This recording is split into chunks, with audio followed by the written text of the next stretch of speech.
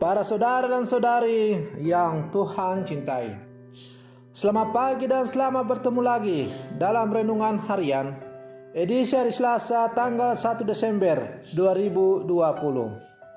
Hari ini tanggal 1 Desember, gereja merayakan peringatan wajib Beato Dionysius Dardentus, biarawan dan martir Indonesia yang mati dibunuh di daerah Aceh.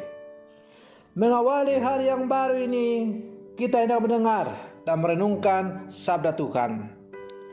Marilah sebelum kita mendengar dan merenungkan sabda Tuhan, kita berdoa. Dalam nama Bapa dan Putra dan Roh Kudus. Amin.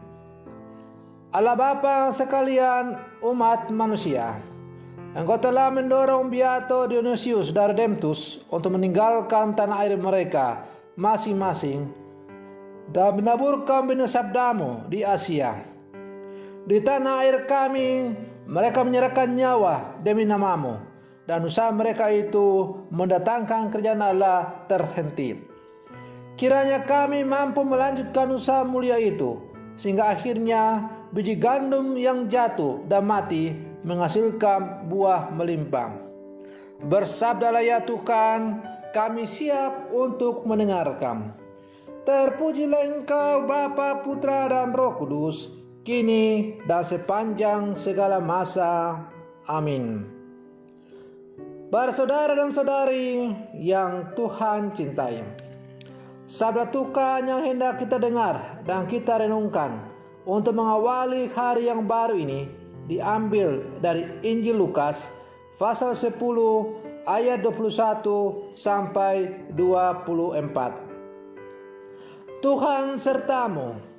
Inilah Injil Tuhan kita Yesus Kristus menurut Santo Lukas. Pada waktu itu bergembiralah Yesus dalam Roh Kudus dan berkata, Aku bersyukur kepadamu Bapa Tuhan langit dan bumi, karena semuanya itu Engkau sembunyikan bagi orang bijak dan pandai, tetapi Engkau nyatakan kepada orang kecil. Ya Bapa, itulah yang berkenan di hatimu. Semua telah diserahkan kepadaku oleh Bapakku, dan tiada seorang pun yang tahu siapakah anak selain Bapa, dan siapakah Bapa selain anak, dan orang yang oleh anak diberi anugerah mengenal Bapa. Sesudah itu berpalinglah Yesus kepada murid-muridnya dan berkata, Berbahagialah mata yang melihat apa yang kalian lihat, sebab aku berkata kepadamu, banyak nabi dan raja ingin melihat apa yang kalian lihat, namun tidak melihatnya, dan ingin mendengar apa yang kalian dengar, namun tidak mendengarnya. Demikianlah Injil Tuhan. Para saudara dan saudari yang Tuhan cintai, kedatangan anak manusia memberi sukacita dan kemakmuran bagi setiap makhluk. Namun untuk bisa memaknainya secara sempurna arti dan makna kedatangan anak manusia, kita harus memiliki hati seorang yang kecil. Hati orang kecil adalah hati yang tunduk pada kehendak Allah dan mengamini segala rencana Allah sebagai yang terbaik dalam hidupnya.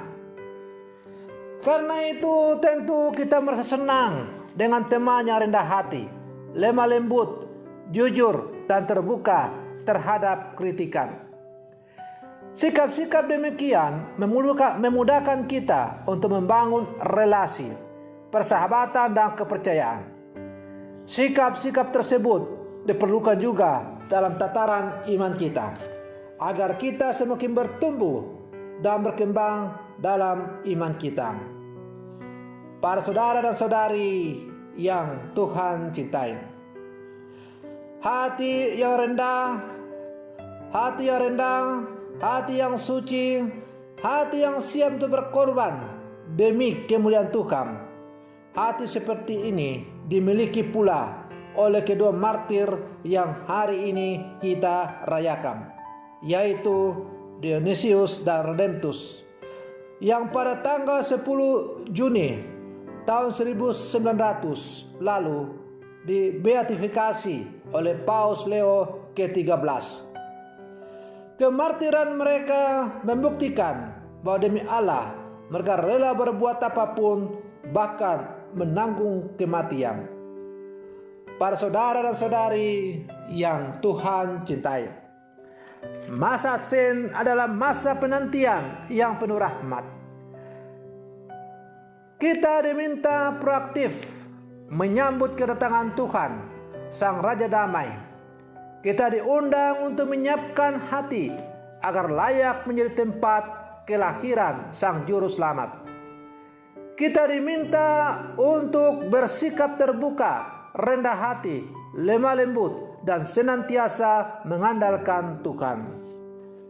Para saudara dan saudari yang Tuhan cintai, Beato Santo Dionysius dan Redemptus telah memberikan contoh teladan kepada kita bagaimana selalu mengandalkan Tuhan dan berjaga-jaga dalam menantikan kedatangan Tuhan. Dalam usaha dan perjuangan untuk menyongsong kedatangan Tuhan, mereka tidak tinggal diam, tetapi mereka meninggalkan tanah airnya dan pergi mewartakan kabar gembira tentang Injil Tuhan Yesus Kristus kepada bangsa-bangsa Asia. Dan akhirnya mereka sampai di tanah air kita. Nanti di daerah Aceh mereka mati dibunuh karena kesaksian iman sebagai orang Katolik.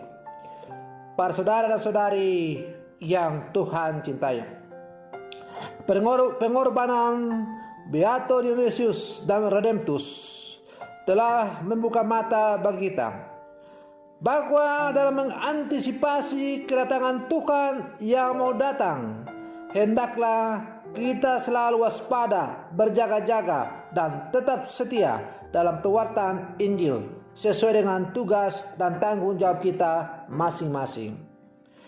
Kalau Redemptus dan Dionysius telah menyongsong kedatangan Tuhan dengan setia menjalankan tugasnya sebagai seorang misionaris yang berkeliling mewartakan Injil sampai ke tanah air kita, maka kita sebagai murid-murid Yesus yang ada di zaman sekarang, kita pun dipanggil untuk selalu berjaga-jaga waspada dengan mewartakan Tuhan dalam kehidupan kita sesuai dengan tugas dan panggilan yang Tuhan berikan kepada kita.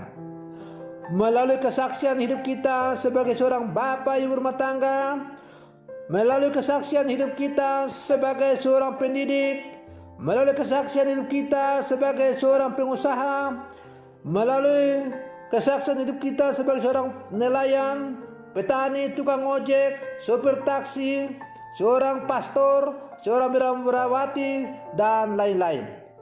Kita semua harus waspada, berjaga-jaga dengan tetap setia berjalan di jalan Tuhan. Tetap waspada dan berjaga-jaga menantikan Tuhan dengan setia mewartakan Tuhan dalam seluruh kehidupan kita melalui tugas dan panggilan kita masing-masing. Maka marilah kita sesuai dengan tugas dan panggilan yang telah Tuhan berikan kepada kita. Kita tetap setia menyongsong kedatangan Tuhan dengan setia mewartakan Injil sebagai wujud keberjagaan kita dalam menyongsong kedatangan Tuhan. Semoga demikian. Selamat pagi. Tuhan Yesus memberkati.